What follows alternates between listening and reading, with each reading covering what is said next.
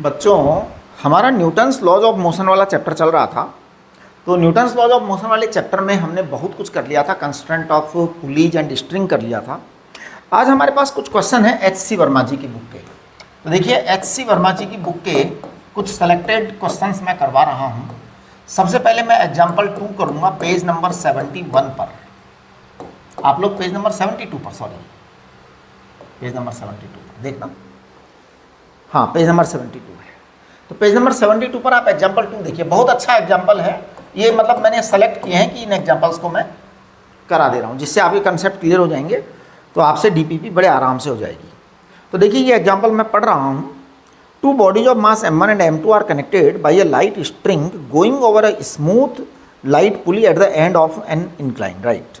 The mass m1 lies on the incline and mass m2 hangs vertically. The system is at rest. Find the angle of the incline and the force exerted by the incline on the body of mass m1, right? तो आप देखिए, scene ऐसा है कि ये आपका एक incline plane है, इसका ये एंगल थीटा है, यहाँ पर एक ब्लॉक रखा है m1, एक रस्सी है, यहाँ एक पुली लगाई गई है और ये रस्सी यहाँ से ऐसे जा रही है, m2 रखा है, राइट? इस तरह का सीन है। ये कह रहे हैं सिस्टम रेस्ट पर है। रेस्ट पर होने का मतलब नो मोशन, कोई मोशन वगैरह नहीं हो रही है। तो इसका मतलब टेंशन यहाँ है, टेंशन यहाँ होगा और टेंशन यहाँ होगा और यहाँ होगा tension, right? Tension and tension, एक मिनट जरा, टेंशन और टेंशन इस तरह से, राइट? ये m1g फोर्स है। m1g फोर्स के हम दो कंपोनेंट कर देंगे, एक m1g साइन थीटा इधर आएगा और एक m1g कॉस थीटा इधर आएगा, राइट? ये नॉर्मल रिएक्शन होगा और ये नॉर्मल रिएक्शन n जो है ये m1g कॉस थीटा के बराबर होगा, राइट? चलिए, अब सबसे पहली बात तो कि ये जो टेंशन है ये होना चाहिए m2g के बराबर। इसके अलावा ये बराबर होना चाहिए m1g साइन थीटा। कारण सुनिए, कारण ये है कि रस्सी एक ही है, इसलिए टेंशन सब जगह बराबर होगा। और m1g साइन थीटा जो है ये टेंशन के बराबर होगा, m2g भी टेंशन के बराबर होगा। तो इस तरीके से आपके पास में साइन थीटा की वैल्यू आ गई, यानी आपका एक आंसर आ गया। देखिए, इस सवाल का ये पहला आंसर है, दिस इज फर्स्ट आंसर। आप चाहें तो थीटा को लिख सकते हैं sine inverse m2 upon m1, right? Next, अब आपका जो है नॉर्मल रिएक्शन चाहिए आपको। तो नॉर्मल रिएक्शन जो है वो है m1g कॉस थीटा। एक्चुअल में ध्यान दीजिए, इन्होंने जो ये बात पूछी है ना कि force exerted by block on incline या incline by incline on the block, ये दोनों नॉर्मल रिएक्शन ही होते हैं, है ना? नॉर्मल रिएक्शन ऊपर भी लगता है, नीचे भी लगता है। नीचे तो इंक्लाइन प्लेन पे लगता है और ऊपर ब्लॉक पर लगता है। तो n बराबर m1g कॉस थीटा। तो m1g cos theta is 1 minus sine square theta.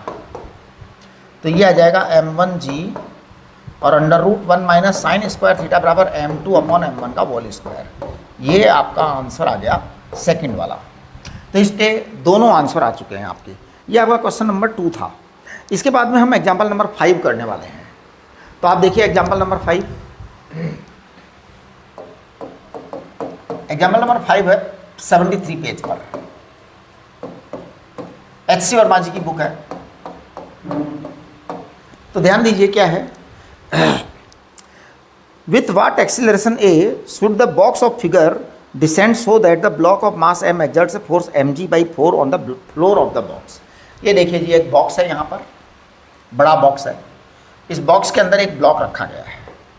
ये चाह रहे हैं कि इस ब्लॉक पर जो नॉर्मल रिएक्शन लगे वो n बराबर mg/4 लगे। ये सवाल की इच्छा है, this is desire of the question. धरती माता के कारण तो फोर्स mg लगता है, वो तो लगता ही लगता है।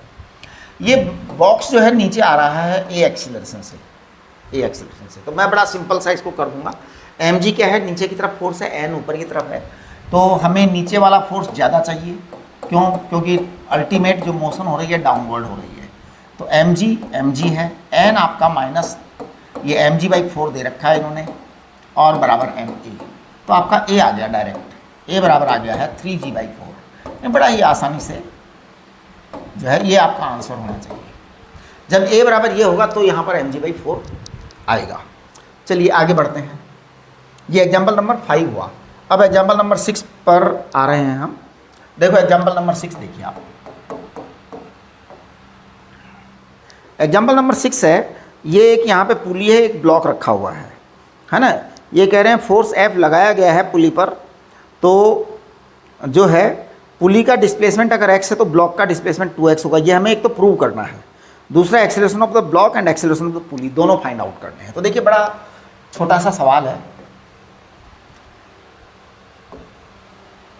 ऐसा है बेटा, यहाँ पे ब्लॉक लगा हुआ है एक स्मॉल m मास का, यहाँ पे पुली लगी हुई है, ये यहाँ पे फोर्स लग रखा है, राइट।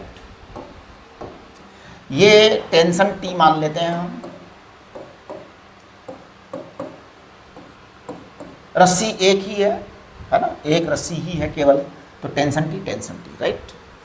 मैं कह दूंगा कि ये पुली का कोई मास वगैरह नहीं है ना। इन्होंने आइडियल कहा है, मासलेस पुली बोला है सवाल में, आप सवाल पढ़िए। तो मैं कहूँगा कि F - 2T बराबर mass of pulley into acceleration of pulley. मैं पुली पर टोटल फोर्स निकाल रहा हूँ, तो मास ऑफ पुली इन्होंने 0 दे रखा है, एक्सीलरेशन तो क्या होगा क्या नहीं होगा पता नहीं, लेकिन मास इन्होंने 0 दे रखा है, इसलिए F बराबर 2T आ गया। और जब F बराबर 2T आ गया तो इसका मतलब T बराबर आ गया F/2। एक काम कंप्लीट हो गया। अब आप देखिए, सबसे पहले इन्होंने कहा है पुली का डिस्प्लेसमेंट अगर x हो जाए, इन्होंने कहा पुली का डिस्प्लेसमेंट अगर x हो जाए, अगर, तो ये 2x होगा, ये प्रूव करना है हमारे को, है ना। तो मैं अपने पास में कंसेप्ट है, कंसेप्ट क्या है, T vector dot S vector is equal to 0। तो T वेक्टर पुली का जो फोर्स लग रहा है यहाँ पर, ध्यान दीजिए रस्सी में, ये T है और ये T है, तो मैं कहूँगा 2T into x cos 180 degree plus यहाँ पर T है, तो T इंटू पता नहीं है x डैश होगा, x dash cos 0 it is equal to 0। कुल मिलाकर के आपका x डैश बराबर 2x आ जाएगा। ये आपका प्रूव हो गया। इसके बाद हम आगे बात कर रहे हैं, आगे की बात कर रहे हैं। इन्होंने कहा एक्सीलरेशन ऑफ ब्लॉक बताइए। तो देखिए T बराबर ma ऑफ द ब्लॉक, तो a ऑफ द ब्लॉक ये बराबर आ जाएगा T/m। T बराबर F/2 पहले ही प्रूव कर चुके हैं हम, तो ये F/2m आएगा, करेक्ट। अब हम एक्सीलरेशन ऑफ पुली की बात करना चाह रहे हैं। तो देखो हमने कहा sigma T vector dot A vector बराबर 0, ये हमारा कंसेप्ट है। तो हम इस कंसेप्ट को यहाँ अप्लाई करेंगे, ठीक है। सबसे पहले मैं ब्लॉक के बारे में बात कर लेता हूँ। तो T into A block cos 0 degree आएगा बेटा, प्लस फिर पुली पर आएगा 2T और एक्सीलरेशन ऑफ पुली, और ये कॉस 180 डिग्री आएगा, ये 0। समझने की कोशिश करो आप क्यों हुआ ऐसा। देखो ये 2T है, T 2T, this T and this T 2T, और ये A इधर की तरफ जाएगा, तो दोनों के बीच 180 डिग्री का एंगल आएगा, राइट। तो चलिए tension into acceleration of block, acceleration of block है F/2m, राइट, प्लस या minus 2T acceleration of pulley बराबर 0। कुल मिलाकर के आपके पास एक्सेलरेशन ऑफ पुली का आंसर आ गया F/4m। चेक करिए आप, देखो कितने आसान आसान से सवाल है। चलिए आगे बढ़िए। 7th क्वेश्चन देखो, इसी का 7th एग्जाम्पल देखिए। 7, 8, 9 करेंगे, 10 भी करेंगे। तो चलिए एग्जाम्पल नंबर 7। एग्जाम्पल नंबर 7 में इन्होंने क्या किया है, एक रॉड लगाई है, उसमें से एक बीड निकाल करके उसको चलाया है। बीड का मास स्मॉल m है और ब्लॉक लटका हुआ है, उसका मास 2m है। सीन ऐसा है, आप देखो ये एक रॉड है, इसमें एक बीड लगी हुई है और यहाँ से एक रस्सी इन्होंने लगाई है। यहाँ पे एक पुली इन्होंने फिक्स की है, ऐसा जुगाड़ लगाया है इन्होंने। यहाँ पे कोई लोहे का कोई डंडा वगैरह लगाया है और उसको एकदम फिक्स कर दिया है, यानी कि कोई हिलाएगा नहीं इस पुली को, है ना। पुली फिक्स हो गई, राइट। यहाँ पर इन्होंने मास लगाया है 2m, इसका मास m है बीड का, राइट। अब इन्होंने कहा है सबसे पहले कि show that if ring slides with speed v the block descends with speed v cos theta. तो वो देख लेते हैं अपन। देखो इसको आप v स्पीड दीजिए इधर, जब आपने इसको स्पीड v दिया, ये एंगल थीटा है। अब ये कह रहे हैं ये किस स्पीड से जाएगा, इसका हमें क्वेश्चन मार्क लगाया है ना। मान लो यहाँ पर टेंशन t है, तो यहाँ भी टेंशन t होगा, तो यहाँ भी टेंशन t होगा, तो यहाँ भी टेंशन t होगा। तो देखिए हमारा सबसे पहला कंसेप्ट है summation of t vector dot v vector equal to 0। ठीक है ना। अब summation of t vector dot v vector, तो अब t v cos theta, t v cos theta सबसे पहले वहां पर, और यहां पर देखिए यहां पर क्या होगा, यहां पर होगा प्लस t, और इसको v डैश बोल दो, इसको v डैश बोल दो, और cos 180 डिग्री बोल दो। सवाल ये उठता है इसको 180 डिग्री एंगल क्यों बोला है हमने। देखिए कारण देखिए बेटे, ये t ऊपर की तरफ है और ये नीचे आ रहा है, इसको हमने v डैश बोला है डाउनवर्ड, तो 180 डिग्री एंगल होगा ना दोनों के बीच। चलिए तो ये होगा T V cos theta minus T V dash it is equal to 0। तो आपका v डैश बराबर आ जाएगा v cos थीटा। एक आंसर आपका आ चुका है। इसके बाद में ये कह रहे हैं इसी सवाल में कि with what acceleration will the ring start moving if the system is released from rest. अच्छा, अब एक्सेलरेशन चाहिए अगर ये एंगल थीटा 30 डिग्री है तो देखिए वापस वही करेंगे, कुछ नहीं करना। T vector dot A vector equal to 0। बस अब की बार में हम थीटा को 30 डिग्री लिख देंगे, है ना। देखना क्या करने वाला हूँ मैं। सबसे पहले मैं करने वाला हूँ T A cos 30 degree, T A cos 30 degree plus T A dash cos 180 degree it is equal to 0। कुल मिला के हमारे पास में आ गया है ए डैश बराबर ए कॉस 30। ये बात हो गई। अब हमें ए भी चाहिए और ए डैश भी चाहिए, दोनों चाहिए। तो उसके लिए मैं क्या करूँगा, दोनों के लिए इक्वेशन लिख देता हूँ मोशन की इक्वेशन। देखिए सबसे पहले मैं 2m ब्लॉक के बारे में बात करूँगा। तो जब मैं 2m ब्लॉक की बात करता हूँ तो इस 2m ब्लॉक पर आपका फोर्स लगता है 2mg नीचे की तरफ। तो मैं यहाँ लिखूँगा 2mg माइनस टी बराबर ट्वाइस m इंटू ए डैश। इसका एक्सेलरेशन ए डैश है बेटा। तो ये इक्वेशन नंबर 1 हो गई है ना। फिर दूसरी इक्वेशन आप वहां लगाइए। तो अब यहां पे अगर t है तो t का कंपोनेंट क्या आएगा उधर, सोचो जरा। ये t है यहां पर, तो t का कंपोनेंट इस डायरेक्शन में क्या आएगा, t cos थीटा। इस t cos थीटा के कारण आपका m चलेगा, है ना। तो t cos थीटा के कारण आपका m चलेगा। t cos theta equal to M A. ये आपका इक्वेशन नंबर 2 आ गया। तो मैं कहूँगा t cos 30 को बोलेंगे √3/2 बराबर एम ए। ओके, a बराबर है a डैश cos 30। तो एक काम करिए आप t की वैल्यू यहाँ रख दो। देखना मैं ऊपर लिख रहा हूँ इक्वेशन में twice M G minus T बराबर है टी बराबर यहाँ से निकाल के रख दो 2/√3 एम ए, 2/√3 एम ए। ध्यान दो ये इसमें से मैंने टी की वैल्यू निकाल करके वहाँ रखी है। ट्वाइस एम ए डैश बराबर है ए cos 30 यानी √3/2 ये है जी। अब आप एक काम करिए, ए को इधर ले आइए और 2mg को उधर रहने दो।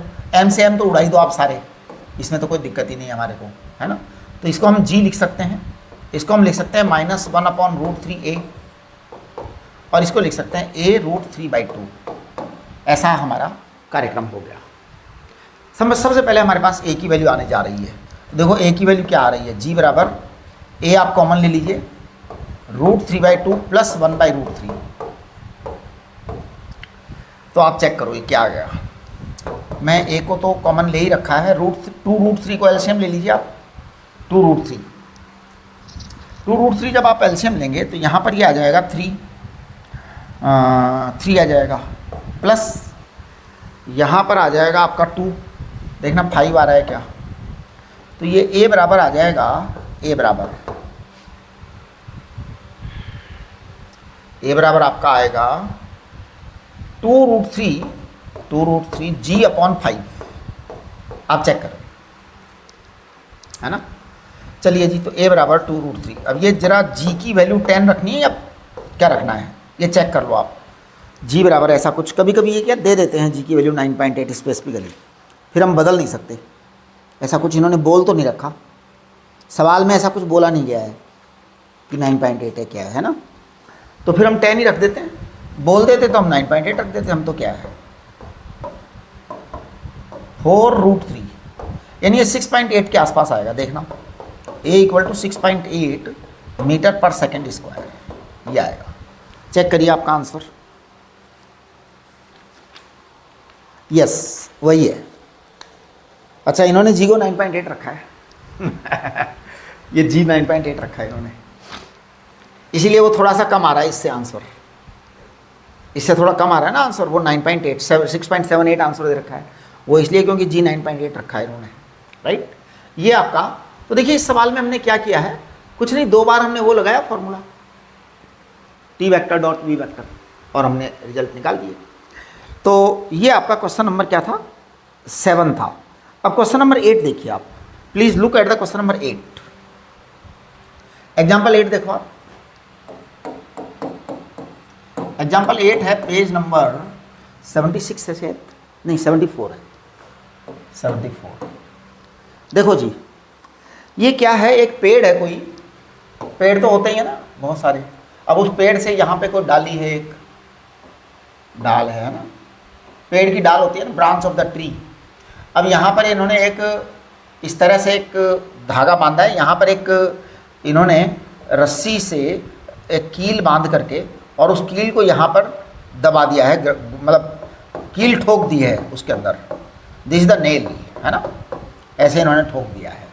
अब यहाँ पर एक आदमी लटका हुआ है और ये आदमी ऊपर चढ़ने की ट्राई कर रहा है, आदमी ऊपर चढ़ने की ट्राई कर रहा है। ये आदमी जब ऊपर चढ़ने की ट्राई कर रहा है तो ये क्या कह रहे हैं वो सुनिए आप जरा ध्यान से। ये कह रहे हैं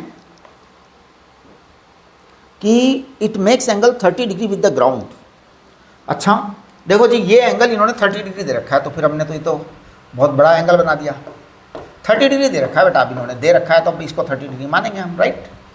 देखो यहाँ पर टेंशन टी आएगा, यहाँ पर टेंशन टी आएगा, यहाँ पर टेंशन टी आएगा, यहाँ पर टेंशन टी आएगा, राइट। अब ये जो टी है ना, इसके 2 कंपोनेंट हो जाएंगे, एक कंपोनेंट हो जाएगा टी cos 30 और दूसरा कंपोनेंट हो जाएगा टी sin 30। इन्होंने कहा है कि जो ये कील है ना, इसकी दम 360 न्यूटन की है। अगर 360 न्यूटन से ज़्यादा लग गया तो ये कील निकल के बाहर आ जाएगी, तो वो नहीं चाहिए हमारे को। इसका मतलब T sin 30 it is 360 Newton allowed, बस इससे ज़्यादा अलाउड नहीं है। अब आप इसको लिख देंगे टी sin 30 यानी 1/2 बराबर 360, तो आपका टी बराबर आ जाएगा 720 न्यूटन। ये टेंशन आ गया आपके पास। अब ये जो टेंशन आया है ना आपका, यही टेंशन यहाँ होगा, तो आदमी अब कितना ऊपर चढ़ सकता है, किस तेज़ी से चढ़ सकता है, इसके बारे में हम बात करेंगे। तो मैं कहूँगा टी माइनस mg बराबर ma।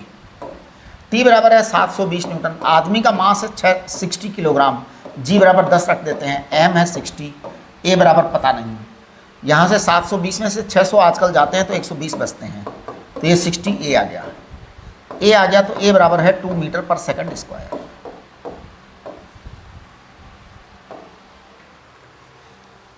ए बराबर है 2 मीटर पर सेकंड स्क्वायर, राइट। हाँ बिल्कुल यही है। तो देखिए कितना आसान सा सवाल था, है ना। बस इनके क्या होता है, क्वेश्चंस के लिए एक ही तरीका है, आप क्वेश्चन को ध्यान से पढ़ो और जो जो क्वेश्चन चाहता है वो पूरी कर दो, इच्छा पूरी कर दो सवाल की। अब आप क्वेश्चन नंबर 9 देखिए, लुक एट एग्जाम्पल 9। देखो ये एग्जाम्पल 9 है ना, ये बहुत ही अच्छा एक स्पेसिफिक क्वेश्चन है और मैं आप लोगों से ये चाहूँगा कि इसमें जो सॉल्यूशन HC वर्मा जी ने कर रखा है उसे आप एक बार पढ़ लेना, लेकिन वैसा सॉल्यूशन कभी करना सीखना मत। हाँ, क्योंकि आपको वो नहीं सीखना, इतना बड़ा बड़ा काम नहीं सीखना आपको छोटे छोटे काम सीखने हैं जिससे कि आपके एग्जाम में आप क्वेश्चन कर आएँ, ठीक है ना। देखिए क्वेश्चन नंबर 9 जो है उसमें इन्होंने 3 ब्लॉक दे रखे हैं और जो ऊपर ब्लॉक रखा है उसका एक्सीलरेशन इन्होंने चाहा है। तो ज़रा आप चेक करें एक बार क्या सीन है। सीन ये है, यहाँ ब्लॉक M1 रखा है और इसी का एक्सीलरेशन ये चाहते हैं। यहाँ पर एक रस्सी रखी है और यहाँ दो मास रखे हुए ऐसे, m2 इधर और m3 इधर, राइट। ये दो मास रखे हैं, ये चीज़ रखी है। अब इसका एक्सीलरेशन चाहते हैं। तो देखिए अगर आप इनके तरह करने लग गए ना, तब तो फिर ये मान के चलो कि आपका सिलेक्शन होगा नहीं। क्यों? क्योंकि एक सवाल ही आपका 5 मिनट या 10 मिनट खा जाएगा। आपको मैंने ध्यान हो तो इफेक्टिव मास कंसेप्ट बताया था, मैंने आपको पढ़ाया था एम इफेक्टिव इक्विवेलेंट। और पता है क्या पढ़ाया था मैंने आपको पढ़ाया था 4m1 m2 equivalent mass concept पढ़ाया था मैंने आपको, है ना। 4m1 m2 upon m1 plus m2, ये वाली चीज आपको मैंने पढ़ाई थी, राइट। आज हम इसी का यूज करेंगे। यहाँ पर मैं ये जो लटका हुआ सामान है ना, ये वाला, ये इसका इफेक्टिव मास निकाल देता हूँ। तो मैं इसका m इक्विवेलेंट निकालने जा रहा हूँ। इसका m इक्विवेलेंट आएगा 4m2 m3 upon m2 plus m3, ये आपका इक्विवेलेंट आएगा। इसका मतलब ये हुआ कि इस फिगर में मैं इस फिगर को रिप्लेस कर सकता हूँ केवल इस वाले मास से। तो अब आपका फिगर बड़ा आसान बन जाएगा। ये तो आपका ये m1 ब्लॉक हो गया, यानी कि सारा सिस्टम केवल 2 ब्लॉक में कन्वर्ट हो गया। यहां पर m इक्विवेलेंट है, बस इतना ही गेम है। अब देखिए m इक्विवेलेंट है, इसके ऊपर फोर्स लगेगा कितना, m EQ इंटू जी, धरती माता का फोर्स, टेंशन T। बस अब आपका ब्लॉक ही एक है, खाली हमने ब्लॉक को हटा दिए, 2 ब्लॉक जो लगे हुए थे, केवल एक ब्लॉक बना दिया। अब इसी से हम जवाब निकाल देंगे। ये आपका क्या है, इफेक्टिव फोर्स है m इक्विवेलेंट इंटू जी, जिसके कारण ये सिस्टम चलेगा। तो हमारा जो ए का फॉर्मूला आता था, बड़ा क्लियर आ गया ए का फॉर्मूला। ए क्या होता था हमारा, ए होता था net driving force upon total mass, ये हमारा ए होता था। अब आपका जो ये फिगर बना हुआ है ना यहाँ पर, उसमें driving force m equivalent into G है खाली, ये आपका ड्राइविंग फोर्स है। टोटल मास कितना है, टोटल मास है m1 प्लस m इक्विवेलेंट, बस खत्म। अब आप कैलकुलेशन कर लीजिए अपनी ईमानदारी से। आप m इक्विवेलेंट की वैल्यू रखिए a, m इक्विवेलेंट की वैल्यू वो है, तो मैं लिख रहा हूँ यहाँ पे, आप चेक करना, m2 m3 upon m2 plus m3 into G upon m1 plus m equivalent कितना, 4m2 m3 upon m2 plus m3, ये है। अब आप एक काम करिए, एक बार कैलकुलेशन करिए सारी। तो मैं कर रहा हूँ इस कैलकुलेशन को। m2 m3 जब आप लेंगे तो ये आएगा ऊपर m2 m3 इंटू जी, और नीचे आएगा आपके पास m1 m2 plus m1 m3 plus 4m2 m3, ये आपके पास में रिजल्ट आएगा। अब मैं एक काम कर रहा हूँ, इसमें 4m2 m3 का भाग लगा दे रहा हूँ यहाँ पर, है ना। इसके अंदर भाग लगा दे रहा हूँ। इनका आंसर जो है ना, उसी फॉर्म में हम आंसर ले आते हैं। तो 4m2 m3 का भाग लगा दे रहा हूँ, तो ये आंसर लगाने पर देखिए जी बराबर जी अपॉन, जब आप 4m2 m3 का भाग लगाएंगे तो ये 1 आएगा। इस 1 को आप यहाँ लिख दीजिए, प्लस यहाँ से m1 आप कॉमन ले लीजिए, m1 आप कॉमन ले लेंगे तो ये m1 अपॉन 4 आएगा। अब m2 m3 का भाग लेंगे तो यहाँ पे 1 अपॉन m2 आएगा और प्लस 1 अपॉन m3 आएगा। आप चेक करिए, ये आपका आंसर होगा। यानी देखो कितना आसान सा सवाल बन गया, कितना आसान सवाल बन गया, कुछ भी नहीं रहा। हमने क्या किया कि सवाल को, इसको हमने कन्वर्ट ही कर दिया, इस पर ध्यान ही नहीं दिया हमने। इसके इक्विवेलेंट उठा करके रख दिया और इक्विवेलेंट उठा के हमने ये कर दिया। इक्विवेलेंट मास मैंने आपको प्रूव किया है क्लास के अंदर, एटवुड्स मशीन का इक्विवेलेंट मास पूरा का पूरा डेरिवेशन करके प्रूव करवाया आपको, यानी कि कोई प्रॉब्लम होनी ही नहीं चाहिए। चलिए क्वेश्चन नंबर 10 देखिए। अब आप एग्जाम्पल 10 देखो, आप लोग पूछ लेना एक बार, इनका सॉल्यूशन भी देख लीजिएगा आप लोग। जैसे एच सी वर्मा जी का जो सॉल्यूशन है ना, उसको भी देखना, प्रयत्न करना समझने की। फिर अपन जो है ना इसको और भी कर देंगे क्लास के अंदर। क्वेश्चन नंबर 10 देखिए, a particle slides down a smooth incline plane of elevation theta fixed in the elevator going up with acceleration A naught. अच्छा, ए नॉट इन्होंने एक्सेलरेशन दे रखी है, एलिवेटर ऊपर जा रहा है, ठीक है। तो देखो इन्होंने क्या कहा है, एक बेटा इस तरह का लिफ्ट दे रखा है इन्होंने, और लिफ्ट के अंदर इन्होंने एक इस तरह का इंक्लाइन प्लेन बनाया है, लिफ्ट के अंदर बनाया है। यहाँ पर स्टार्ट किया है एक ब्लॉक को फिसलाना, लाना है यहाँ तक। ये कैपिटल एल इसका जो है ना लेंथ है, यहाँ से लेके यहाँ तक, ये एंगल थीटा दे रखा है। तो what will be this length? अगर मैं इसको ए बी बोलूँ तो बताओ ए बी लेंथ कितना होगा? मैं कहूँगा L upon A B is equal to cos theta. तो इसलिए ए बी बराबर आ जाएगा L upon cos theta. A B बराबर L upon cos theta, right. अच्छा, ये आपका यहाँ से ऊपर जा रहा है, इसकी एक्सेलरेशन ए नॉट है, तो सूडो एक्सेलरेशन ए नॉट होगी। ध्यान दीजिए, ये बड़ी इंपॉर्टेंट बात है। और जी आपका धरती माता का होगा, क्योंकि ये ए नॉट से ऊपर जा रहा है, तो सूडो ए नॉट नीचे लगेगा, सूडो फोर्स, राइट। तो आपके पास में नेट फोर्स आ गया है, नेट फोर्स ऑन ब्लॉक। या एक काम करो, इसको नेट मत लिखो, है ना, हाँ, फोर्स ऑन ब्लॉक, ये आपका आ गया है M G plus M A naught, यानी ये एम जी प्लस ए नॉट आ गया। अब आप ऐसा करिए, इसका कंपोनेंट इधर की तरफ ले लीजिए, ये आएगा एम जी प्लस ए नॉट साइन थीटा, ये कंपोनेंट आएगा। तो ये आएगा एम जी प्लस ए नॉट साइन थीटा, ये बराबर आएगा एम ए। तो आपके पास में एक्सीलरेशन आ गया, एक्सीलरेशन आपके पास में आ गया है जी प्लस ए नॉट इंटू साइन थीटा, ये आपका एक्सीलरेशन आ गया बेटा, राइट। आपका जो डिस्प्लेसमेंट है वो ए बी है, ए बी है। हमने कहा एस बराबर U T plus half A T square, U T 0 है और हाफ ए टी स्क्वायर आप लिख दीजिए, आपको टाइम चाहिए ना। और एस बराबर ये आपका है ए बी, एस बराबर ए बी है ना। तो मैं कहूँगा हाफ ए टी स्क्वायर बराबर एस बराबर एल अपॉन कॉस थीटा, बराबर एल अपॉन कॉस थीटा। बस आपको टाइम चाहिए, है ना। तो टाइम आ गया, चेक करना जरा, twice capital L upon twice capital L upon A आपका ये है जी प्लस ए नॉट साइन थीटा और फिर कॉस थीटा भी, और फिर इसका अंडर रूट भी आएगा। चेक करिए आपका आंसर है क्या ये? इतना टाइम लगेगा इसको नीचे आने में।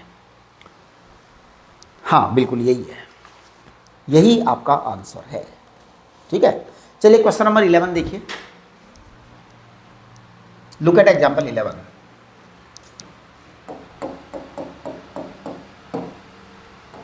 एग्जाम्पल 11 पेज नंबर 76 है।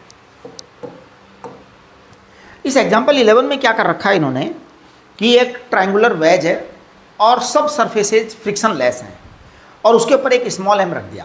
तो देखो क्या गेम खेला है इन्होंने, फ्रिक्शन वगैरह बिल्कुल नहीं है, 0 है। यहाँ पर एक ट्रायंगुलर वेज रख दिया है इन्होंने, इसका मास कैपिटल एम दे रखा है, ये एंगल थीटा है। यहाँ पर इन्होंने एक स्मॉल एम ब्लॉक रख दिया। अब आप देखिए होता क्या है, क्योंकि फ्रिक्शन कहीं भी नहीं है, विदाउट फ्रिक्शन है, 0 फ्रिक्शन एवरीवेयर। इसका मतलब ये एम नीचे आने की ट्राई करेगा, और मैं आपको बताऊं कि जब ये एम नीचे आने की ट्राई करेगा तो ये इधर जाने की ट्राई करेगा, ऑटोमेटिक होगा सब काम। और ये ऐसा क्यों होगा? क्योंकि फ्रिक्शन नहीं है कहीं भी, 0 फ्रिक्शन वाली सीन है। तो जब 0 फ्रिक्शन वाला हालात होता है तो ऐसा ही होता है कि अगर आप ये चीज़ नीचे इधर आ रही है तो ये चीज़ इधर जाएगी। ये आप घर पर भी करके देख सकते हो कि जैसे आपने कोई मान लो एक वो पहिए वाला कोई आप जो है एक बॉक्स ले लीजिए और फिर बॉक्स पर आप चलिए, तो आप देखेंगे कि आप जब आगे बढ़ने की कोशिश करते हैं तो पहिए वाला बॉक्स पीछे बढ़ने की कोशिश करता है, आप देखना, है ना। हाँ, कि अगर आपके पास एक कोई बॉडी है जिसके नीचे पहिए लगे हुए हैं, बहुत अच्छे पहिए, क्वालिटी, हाई क्वालिटी पहिए, है ना, जिसमें फ्रिक्शन मिनिमम हो, तो आप जब आगे चलने की कोशिश करेंगे तो वो बॉक्स जो है पीछे जाने की ट्राई करेगा। तो ऐसा यहाँ हो रहा है। अब मान लीजिए इसका एक्सीलरेशन जो है हम मान लेते हैं ए नॉट, तो A naught is acceleration of capital M. बेटा ये ए नोट है ना, तो इसके ऊपर सूडो फोर्स लगेगा एम ए नोट, ये हमेशा ध्यान रखो, इस पर सूडो फोर्स लगेगा एम ए नोट। इन्होंने कहा है कि इसके रेस्पेक्ट में हमें एक्सेलरेशन चाहिए इस वाले ब्लॉक का, तो ये एम ए नोट है, इसके ऊपर एक फोर्स है एम जी, वो तो लगना ही लगना है ना, राइट। अब देखिए मैं इन दोनों फोर्सेज के जो है ना कंपोनेंट लिख देता हूँ, यहाँ से मैं इसको थोड़ा जगह खाली कर ले रहा हूँ, है ना। इसके कंपोनेंट लिख रहा हूँ मैं, थोड़ा अलग कलर से लिख देता हूँ। जैसे ये एम जी है तो इसका कंपोनेंट इधर आएगा एम जी कॉस थीटा, इधर आएगा क्या एम जी साइन थीटा। आप थोड़ा सोचिए, इधर कंपोनेंट आया एम जी साइन थीटा, इधर ये कंपोनेंट आएगा एम जी कॉस थीटा, राइट। अच्छा जी, यहाँ नॉर्मल रिएक्शन एन आएगा, इसके ऊपर भी नॉर्मल रिएक्शन एन इधर आएगा, है ना। हाँ ये आएगा, ये आएगा। एन नॉर्मल रिएक्शन दोनों साइड होता है, इधर भी और उधर भी, है ना।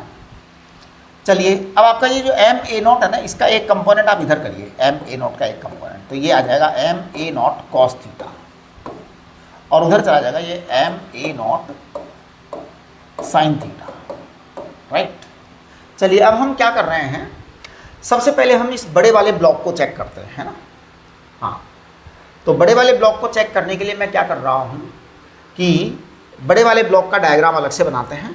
तो मैं बड़े वाले ब्लॉक का डायग्राम बना रहा हूँ यहाँ पे एक सेकंड के लिए, फिर अब वापस छोटे वाले पर आ जाएंगे हम। ये बड़ा ब्लॉक जो है इस पर इधर एन लग रहा है, ये एन लग रहा है, ये एंगल थीटा है, ये एंगल थीटा है। नेचुरल है कि ये एंगल 90 माइनस थीटा है ना। अब ये एन है, इसके दो कंपोनेंट कर दे रहा हूँ मैं, एक इधर और एक इधर। बेटे ये कंपोनेंट, ये एंगल थीटा है तो ये 90 माइनस थीटा है, तो ये थीटा होगा। इसका मतलब एन का ये कंपोनेंट एन कॉस थीटा आएगा, और ये कंपोनेंट एन साइन थीटा आएगा। ये कैपिटल एम है, ये जो कैपिटल एम ब्लॉक है ये एन साइन थीटा के कारण ही चलेगा, यानी इसकी मोशन एन साइन थीटा के कारण ही होगी। तो एन साइन थीटा बराबर एम ए, तो ए नॉट बराबर क्या आएगा, ए नॉट बराबर आएगा N sine theta upon M.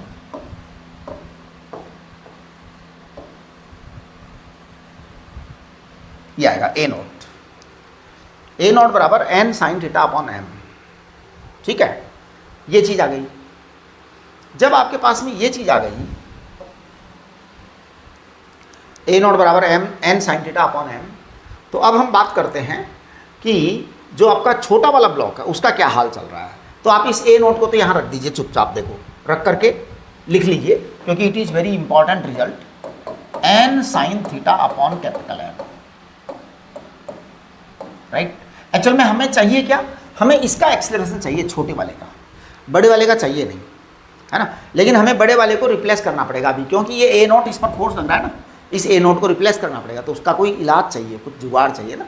चलिए अब हम इस वाले ब्लॉक की बात करते हैं। This block is not moving in this direction, not moving in this direction, तो this M block is not moving in this और दिस डायरेक्शन। तो मैं इन दोनों फोर्सेज को इक्वेट कर रहा हूँ, है ना। ये जो एम जी था इसका एक कंपोनेंट इधर और एक कंपोनेंट इधर, एम जी कॉस थीटा। तो मैं कहूँगा, आप जरा चेक करना, मैं कहूँगा एम जी कॉस थीटा बराबर N plus M A naught sine theta. ये लो जी, ये आपके पास आ गया। ठीक है, तो एक काम करिए आप, जरा n जो है ना उसकी वैल्यू रख दीजिए, है ना। तो मैं कह रहा हूं इसमें से एम जी कॉस थीटा बराबर n plus M A naught sine theta, है ना। n की जगह मैं ये लिख रहा हूं M A naught upon sine theta plus M A naught sine theta. अब आपकी जो असली अपनी रिक्वायरमेंट है ना वो है साइन थीटा, वो सॉरी ए नॉट। तो मैं ए नॉट कैलकुलेट कर रहा हूँ, आप जरा ए नॉट को चेक करना, मेरी कैलकुलेशन को चेक करिएगा अच्छी तरह से। मैं डायरेक्ट लिख रहा हूँ, but I will do some mistake, है ना। मैं कुछ गड़बड़ करूँगा,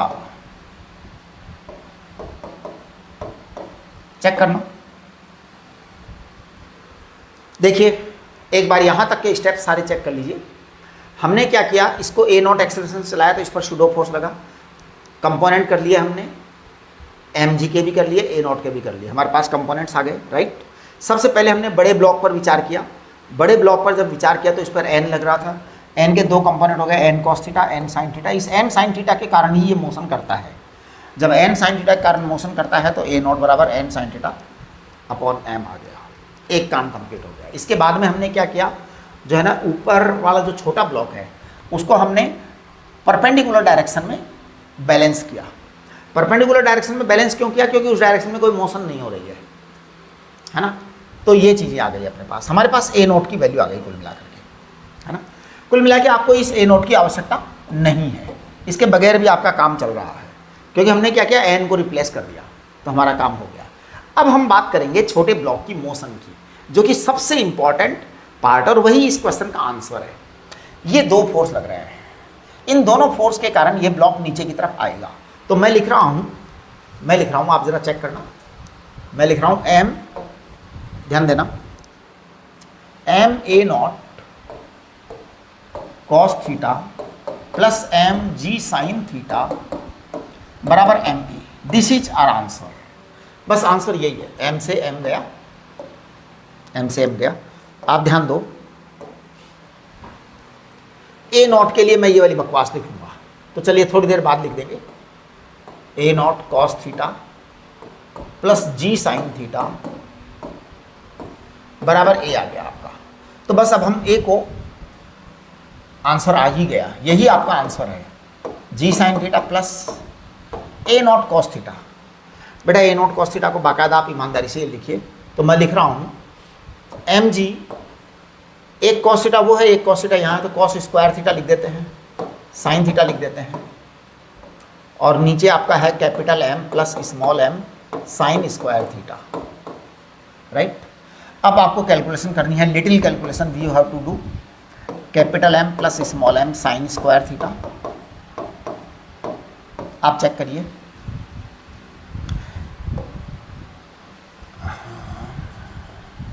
देखो जी, कैपिटल एम जी sine theta plus M G sine square theta into sine theta, sine cube theta है एक्चुअल में, है ना, plus M G cos square theta sine theta, ये आ गया। हाँ जी, अब आप ए बराबर लिखिए, ए बराबर लिख दीजिए आप जी साइन थीटा, कॉमन ले लीजिए जी साइन थीटा को, take g sine theta common, capital M plus small m आ जाएगा, है ना, upon capital M plus small m sine square theta आ गया। ये आपका एक्सेलरेशन आ गया, चेक करिए आपका आंसर है ये। तो this is your answer, right. हाँ जी, बिल्कुल यही है। कुल मिलाकर के आपने ये देखा कि ये सवाल बड़े छोटे छोटे बड़े अच्छे अच्छे सवाल हैं, लेकिन इनमें से अगर आपको ये सवाल सारे के सारे समझ में आ गए, इसका मतलब आपको कंसेप्ट पूरा हो गया है न्यूटन्स लॉज ऑफ मोशन का। अब हमारा इसमें है ना फ्रिक्शन का बचा है, एक हमारा वेज का कंस्टेंट बचा है, वो मैं आपको बता दूंगा, है ना। चलिए ठीक है, तो आज की इसी चैप्टर के इसको हम बस नमस्ते कर लेते हैं आज के लिए, और फिर कल जो है अगला लेक्चर जो आपका आएगा ना वो वेज कंस्टेंट का आएगा, ट्रायंगुलर कंस्टेंट। वैसे ट्रायंगुलर कंस्टेंट जो है ना बहुत छोटा सा टॉपिक है, चलो मैं बता दूंगा बाद में, है ना। उसके बाद फिर उससे रिलेटेड क्वेश्चन भी हाथ करवा देंगे। ठीक है, नमस्ते।